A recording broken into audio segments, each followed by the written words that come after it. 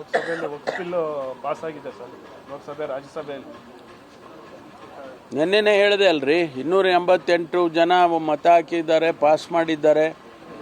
ಇದು ರಾಜಕೀಯ ಕಾರಣಕ್ಕಾಗಿ ಆಗಿದೆಯೇ ವಿನಃ not in the national interest ಅಂತ ನಿನ್ನೆನೇ ರಿಯಾಕ್ಷನ್ ಕೊಟ್ಟಪ್ಪ. ಅದನ್ನೇ ರಿಪೀಟ್ ಮಾಡ್ತೀನಿ. ತಮಿಳುನಾಡು ಸಿಎಂ ಸುಪ್ರೀಂ ಕೋರ್ಟ್ಗೆ ಹೋಗ್ತಾರಂತೆ ಸರ್. ಯಾರು? ತಮಿಳುನಾಡು ಸಿಎಂ. ಯಾವ ವಿಷಯದಲ್ಲಿ ಹೋಗ್ಲಿ, ಅದು ಅವರ ವಿವೇಚನೆಗೆ ಬಿಟ್ಟಿರ್ತಕ್ಕಂಥ. ಸರ್, ಅಲ್ಲಿ ಬಿಜೆಪಿಯವರು ಮಲ್ಲಿಕಾರ್ಜುನ್ ಖರ್ಗೆ ಅವರ ಹೆಸರು ಕೂಡ ಪ್ರಸ್ತಾಪ ಮಾಡಿದ್ದಾರೆ. ಅವರು ವಕ್ಫ್ ಆಸ್ತಿಯನ್ನು ಕಬಳಿಕೆ ಮಾಡಿದ್ದಾರೆ ಅಂತ. ಅದಕ್ಕೆ ಉತ್ತರನೂ ಕೊಟ್ಟಿದ್ದಾರಲ್ಲ. ಸನ್ಮಾನ್ಯ ನಮ್ಮ ಅಖಿಲ ಭಾರತ ಕಾಂಗ್ರೆಸ್ ಪಕ್ಷದ ಅಧ್ಯಕ್ಷರಾದ ಮಲ್ಲಿಕಾರ್ಜುನ್ ಖರ್ಗೆ ಅವರು ಸದನದಲ್ಲಿ ಉತ್ತರ ಕೊಟ್ಟಿದ್ದಾರೆ. ಒಂದು ವೇಳೆ ಆ ರೀತಿ ನಾನು ಯಾವುದಾದ್ರೂ ಆಸ್ತಿಯನ್ನು ಕಬಳಿಕೆ ಮಾಡಿದರೆ ನಾನು ರಾಜಕೀಯ ನಿವೃತ್ತಿ ತಗೊಳ್ತೀನಿ ಅಂತ ಹೇಳಿ ಕೂಡ ಹೇಳಿದ್ದಾರೆ.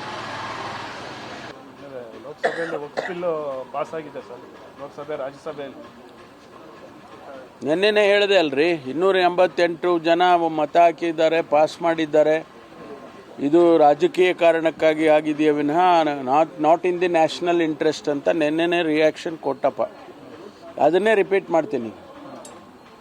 ತಮಿಳುನಾಡು ಸಿಎಂ ಸುಪ್ರೀಂ ಕೋರ್ಟ್ಗೆ ಹೋಗ್ತಾರಂತೆ ಸರ್. ಯಾರು? ತಮಿಳುನಾಡು ಸಿಎಂ.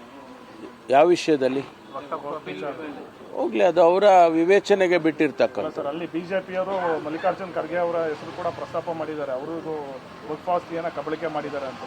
ಅದಕ್ಕೆ ಉತ್ತರನೂ ಕೊಟ್ಟಿದ್ದಾರಲ್ಲ. ಸನ್ಮಾನ್ಯ ನಮ್ಮ ಅಖಿಲ ಭಾರತ ಕಾಂಗ್ರೆಸ್ ಪಕ್ಷದ ಅಧ್ಯಕ್ಷರಾದ ಮಲ್ಲಿಕಾರ್ಜುನ್ ಖರ್ಗೆ ಅವರು ಸದನದಲ್ಲಿ ಉತ್ತರ ಕೊಟ್ಟಿದ್ದಾರೆ.